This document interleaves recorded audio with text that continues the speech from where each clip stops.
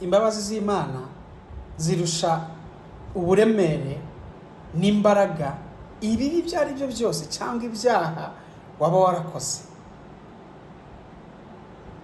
We kwicira urubanza ngo iki nakoze Imana ntabwo yambabarira. Imbabazi ze zirusha cyane ibyo byose wigeze utekereza no gukora. Amaraso ya Yesu yabasha kugukarabya, kukuraho ibyo ari byo byose. Haleluya.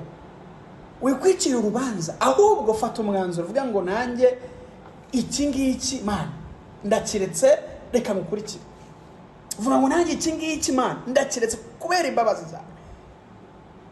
Ndabizi kirahari, uvuga ngo iki Mana sinzi kuko ndumva bindemere. Oya, fata igihe uvuga ngo Mana nanjye ndaje. Haleluya.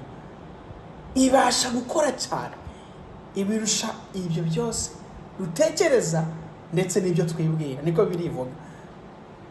Uyu munsi mubwire ngo Mana nanjye ndaje. Ntabwo si by'ejo.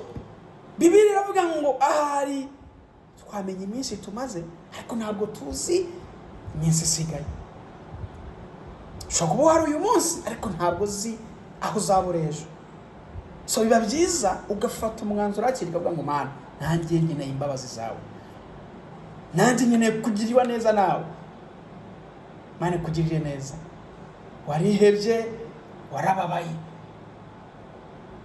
ariko ushaka kubwira inkuru nziza ngo imbabazi z'Imana zirusha ibyo byose wigeze ukora.